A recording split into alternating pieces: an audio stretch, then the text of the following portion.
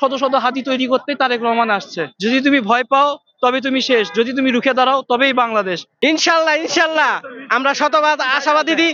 ওনার মতন নেতা যদি এই দেশের সরকার হতে পারে তাহলে আমি মনে করি এই দেশের ভাগ্য জনগণের অনেক ভাগ্য ভালো হবে।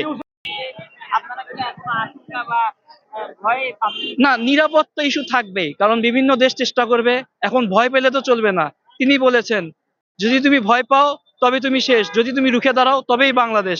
বাংলাদেশের জনগণের ম্যান্ডেটের নিয়ে সে হলো নেতা হয়েছে, তাকে তো আসতেই হবে, কারণ সামনে জনগণ।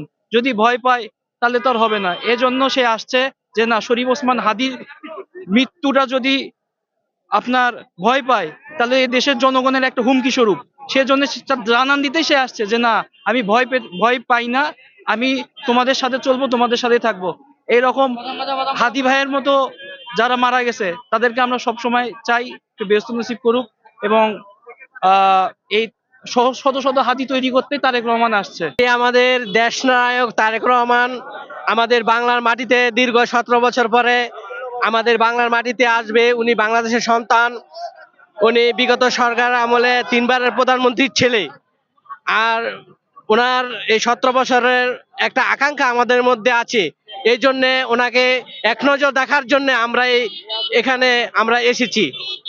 আমার অনুমতিটা আসলে অনেক ভালো লাগছে, যেমন এমন লাগছে যে ঈদের একটা আমেজ আমরা ফিল করতেছি, যে আমাদের এমন একটি মহান মহান নেতা আসবে আমাদের এই বাংলাদেশে।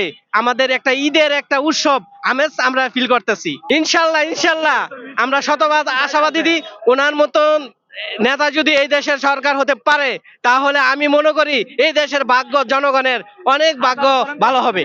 তিনি আসছে, সারা বাংলাদেশে আমাদের নেতাকর্মীরা ঐক্যবদ্ধভাবে প্রস্তুতি নিচ্ছেন এবং আমাদের প্রস্তুতি রয়েছে বাংলাদেশের সকল শিক্ষা প্রতিষ্ঠান, উপজেলা কমিটি, জেলা, মহানগর সকল নেতাকর্মীরা ঐক্যবদ্ধভাবে আমাদের নেতাকে বরণ করে নেয়ার জন্য প্রস্তুত রয়েছে এবং সবাই ঢাকার উদ্দেশ্যে রওনা হয়েছে। সকালের মধ্যে আর কয়েক ঘন্টার মধ্যেই সারা বাংলাদেশের নেতাকর্মীরা এখানে এসে সমবেত হবেন বলে আমরা বিশ্বাস করি।